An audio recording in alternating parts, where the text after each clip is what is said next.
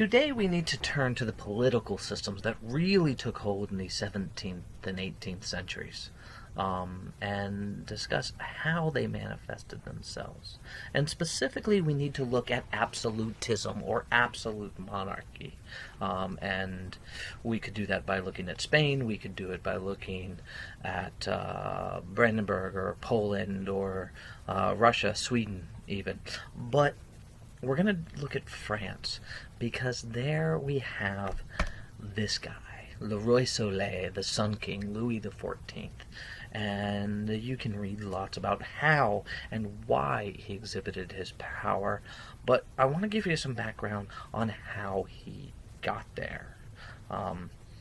And now, for most of us, monarchies seem like this archaic thing of the past, but the reality is all of Europe was controlled by monarchies in the 17th and 18th, and really into the 19th century. And if you look on this map, all those countries you see today are still controlled by monarchies, in fact, more than what you see there. So this is not an archaic system, it's something that is very still ever present with us. But let's turn our attention to France, and turn our attention to the Bourbon dynasty, and specifically Louis XIII, 1-3. Because the story of absolutism in France starts really with Henry, or Henri IV. He had spent some time trying to control the divisions between the Protestant Huguenots and the Catholics in France, and had a lot of problems, but had been very successful. But when he died, the problem is he left his 9-year-old son in power. Louis XIII, who you see here, ruled from 1610 to 1643. But of course a 9-year-old can't rule, so his mother, Marie de Medici, ruled in his stead. And in order to secure his position, in order to keep him from being overthrown or have all his power taken away, she actually handed out a lot of favors, handed out power to the various nobles. Well, when he came of age, he needed help. And his help came with the man you see here beside him. His name is Cardinal Richelieu. And Cardinal Richelieu truly believed in the doctrine of absolute monarchies. More important, he truly believed in the basis of that doctrine, which is divine right. And divine right is a simple concept. It says that a king receives his power to rule directly from God. And because of that, he is absolutely unquestionable. But in return, he is responsible for protecting and caring for all his people. So that's the divine right. It's kind of an agreement you make with God. Now, a lot of us will think, well, that's just ridiculous. But that's the basis of absolute power. If you're beyond questioning, then you have absolute power. But the problem is, people are questioning him. The nobles have a lot of power. So what Cardinal Richelieu did is in 1634, by the way, Louis XIII ruled from 1610 to 1643. But in 1634, the years leading up to that, but in that moment was the big one, he instated a system called centralization. And the goal is to refocus all the power on the king. And how he did that is he instituted a bureaucracy.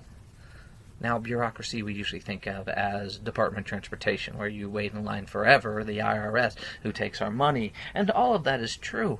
But here's the important part. A bureaucracy is employees who work directly for the federal government, if you take the case of the U.S. Here, they are employees who report directly to the king. So instead of having tax collectors and sheriffs and judges and all over France who are responsible to their individual nobles who then answer to the king, you have these various positions, these various people who run the day-to-day jobs and taxes, positions who are reporting directly to the king. And that's not only important because it makes it more efficient for the king to exert power, but it means that he has his people spread all over France. These civil servants who are going to really centralize power. And this is becoming very successful. Louis XIII is the first true absolute monarch of France, at least, although Spanish ones existed before this. The problem is, these two men you see, Cardinal Richelieu and Louis XIII, they die 6 months apart. Which means if one or the other could continue this policy, it'd be fine. But instead, they left this little guy that you see. Not the guy in red. He is Louis XIV, and when he takes control, when he becomes king, he is 5 years old. 5.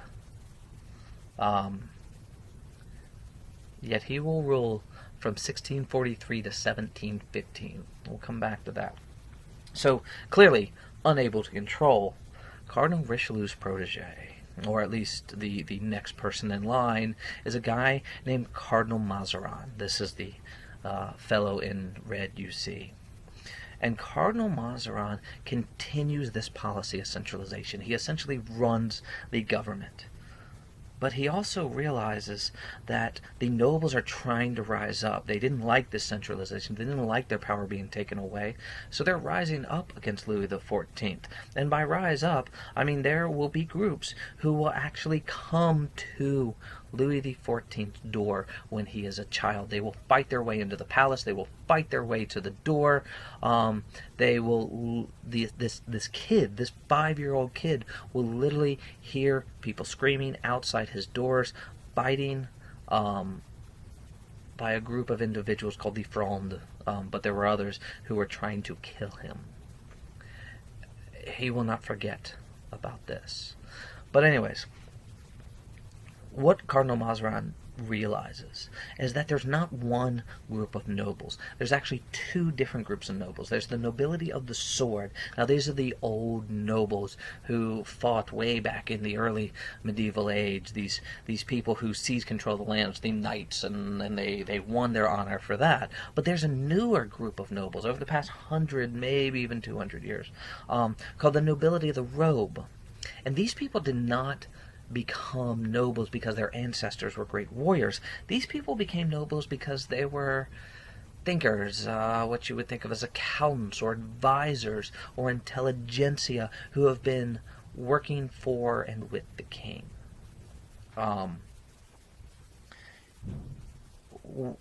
What he did is he played these 2 sides against each other.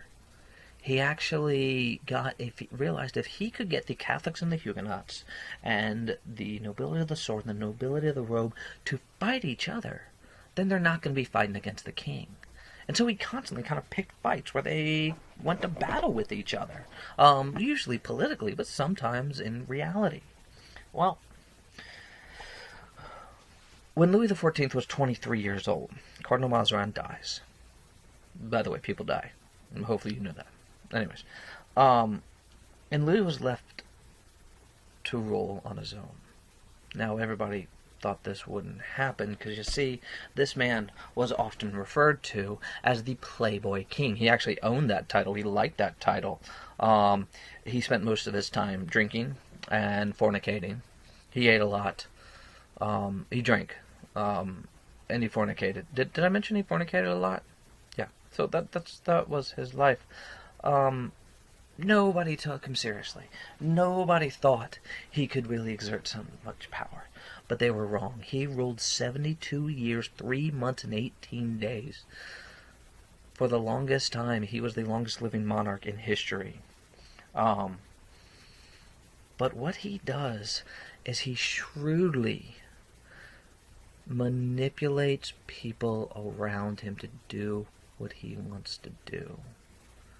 He hands out favors so that people become loyal to him. He takes away favors so people are constantly scrounging around him. Somehow, he took a group of nobles who, at his birth, were trying to kill him and seize power to a group of style-based sycophants who wait at his every bidding for whatever scraps or position or little land gifts he could give. And how he did that's another story. But you may want to take a look at this little place called the Palace of Versailles, because that's at the heart of this story. You may have to look that one up on your own.